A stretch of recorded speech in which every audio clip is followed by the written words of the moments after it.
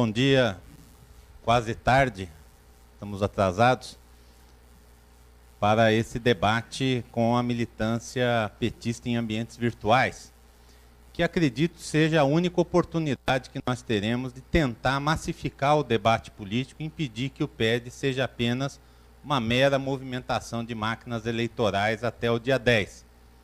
Por isso é importante esse debate, importante o debate que está marcado para o dia 4, que todos os candidatos compareçam a esse debate para que nós possamos democratizar o acesso dos filiados e filiadas aos debates que fazemos. O tema escolhido pelos internautas é um tema central desse PED, porque a questão da relação do PT com os movimentos sociais e com o governo é um tema que o Congresso deverá deliberar por fortalecer. Fortalecer na medida em que a agenda política dos movimentos sociais foi negligenciada pelo PT ao longo dos últimos anos com uma pauta exclusivamente institucional. O PT nasceu articulando lutas de massas e lutas institucionais. E ao abandonar a luta de massas, reduziu a capacidade de fazermos a disputa política e ideológica por bandeiras avançadas, por reformas democráticas e populares, e estabeleceu uma dificuldade de diálogo com o movimento nas ruas. Isso significa que nós precisamos recuperar a autonomia do PT em relação ao governo e aos movimentos sociais, porque são trincheiras diferentes de uma mesma luta pelo socialismo, pela transformação social do Brasil, mas têm papéis diferenciados. E ao negar-se a ser partido, o PT enfraquece essa articulação. Ao viver à sombra do governo, das conquistas do lulismo, deixa de cumprir o papel fundamental de educador e organizador de massas e de disputa de rumos na sociedade para que o PT venha para a esquerda. Por isso, nós queremos que o Brasil tenha a oportunidade de viver, nesse próximo período, um avanço na agenda política do PT. Todos temos dito da importância de reformas democráticas e populares. A reforma política, a reforma agrária, a reforma urbana, a reforma tributária, a reforma da mídia. Mas sem uma articulação do PT com o governo e os movimentos sociais, sem uma agenda comum que preserve diferenças, mas que potencialize o enfrentamento, essa agenda das reformas é mera propaganda no nosso discurso. Eu considero um equívoco grave o governo federal colocar o exército na rua contra manifestantes. Acho que do ponto de vista da nossa concepção de segurança pública, é inaceitável que as tropas militares sejam utilizadas para essa finalidade. Em segundo lugar, eu considero absolutamente inoportuno que a Força Nacional de Segurança seja oferecida a essas polícias repressoras para nos associarmos a esse tipo de repressão que você condenou. Portanto, eu considero um equívoco grave do governo federal a postura adotada no leilão de Libras e a postura depois das manifestações de São Paulo do fim de semana. E acho que nós precisamos estimular o debate e o diálogo entre o governo federal e os movimentos sociais. Muito daquilo que foi desgaste no leilão de Libras teria sido evitado se a presidenta Dilma tivesse recebido, ouvido e dialogado com os movimentos sociais. Obrigado. Eu realmente acho que o PED ele nunca correspondeu aos meus ideais de democracia partidária. Desde o início, eu me manifestei contra, votei contra as oportunidades em que se colocou o PED como o método de eleição das direções e, principalmente, das eleições de delegados e delegadas que definem os destinos do PT em congressos. É meia verdade dizer que os encontros nunca foram revogados. Verdade porque os encontros acontecem. Mas é meia verdade porque os encontros deliberam sobre algo que já foi previamente decidido com a eleição das direções. Tanto é que nós vivemos hoje uma situação absurda. Nós tivemos encontros que definiram tática eleitoral, como no Maranhão, por exemplo, por maioria, e houve intervenção da direção nacional do PT, impondo a coligação com a Rosiana. Então, os encontros estaduais, a posteriori da eleição da direção, é meia participação. Nos encontros presenciais, nós tínhamos a decisão tomada por delegados e delegadas no plenário. E o PED veio substituir isso. E substituir pelo quê? Pelas mazelas do sistema político que nós contestamos e queremos reformar, internalizadas pelo PT. Filiações em massa, voto de cabresto, pagamento coletivo de contribuições que deveriam ser individuais e, principalmente, um controle dessa massa de filiados por mandatos. O que eu alertei no debate de Brasília é que, no futuro, se nós tivermos as correntes de esquerda banidas das direções, nós vamos ver apenas briga de espaço de mandatos de uma única corrente política disputando o PED. Eu acho que nós vivemos uma situação limite. A situação em que um dos fundamentos do nascimento do PT, que é a sua pluralidade expressa na proporcionalidade das posições políticas na direção, está ameaçada por esse PED. E eu acredito que mesmo os autores intelectuais desse método estão assustados com as distorções que estão vendo.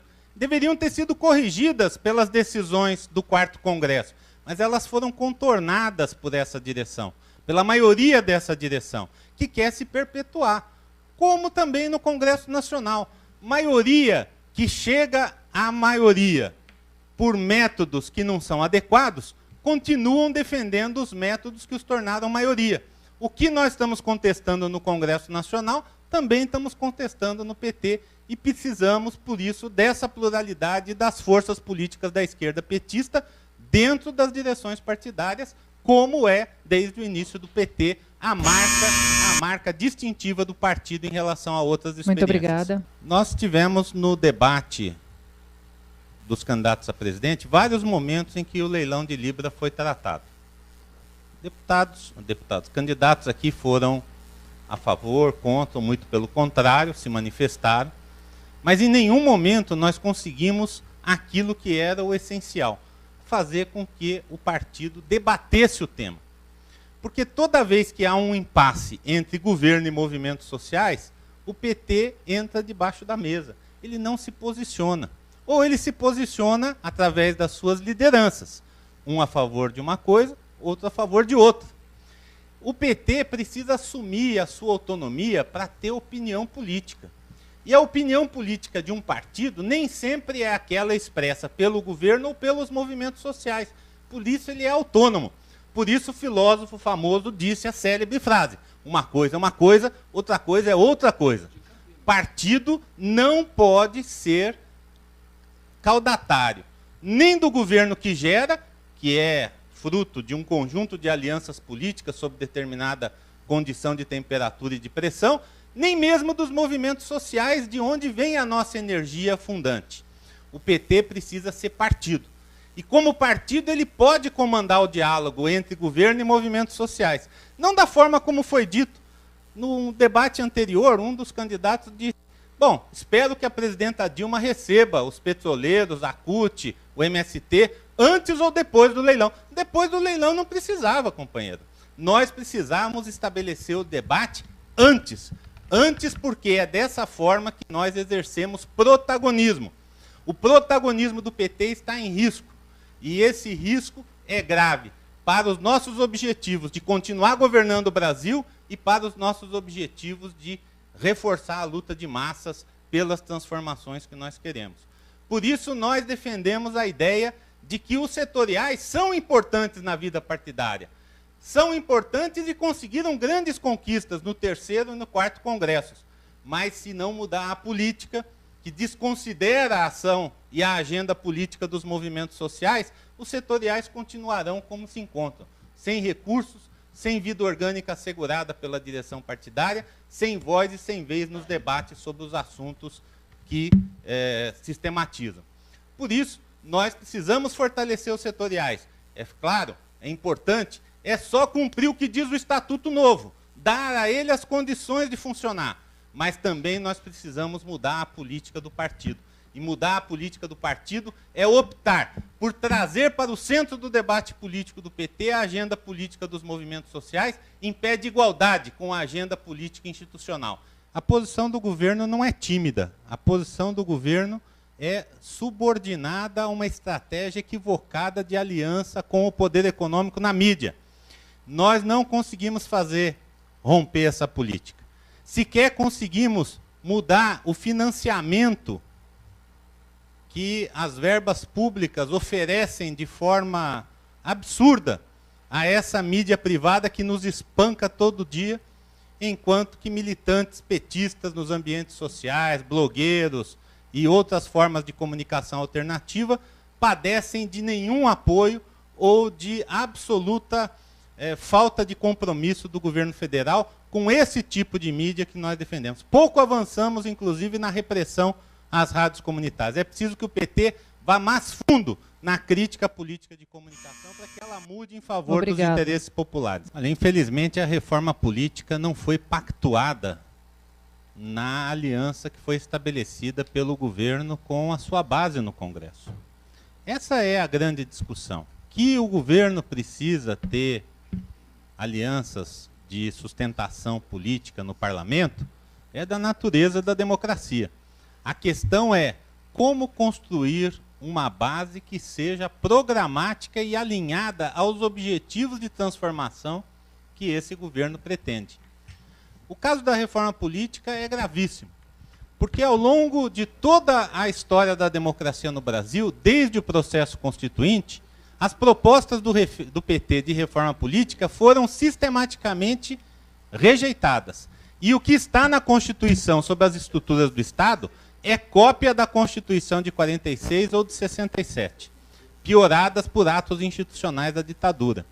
Portanto, nós precisamos fazer uma reforma política ampla, só possível com um novo processo constituinte exclusivo para esse fim. Por quê? Porque o Congresso nunca abriu a possibilidade de se autorreformar. E se ele não se autorreforma, muito menos reformará as estruturas do Executivo e do Judiciário. Por isso, nós não podemos nos pautar pelas alianças que foram estabelecidas no Congresso, porque o principal instrumento de derrota da nossa proposta de reforma política foi justamente o PMDB.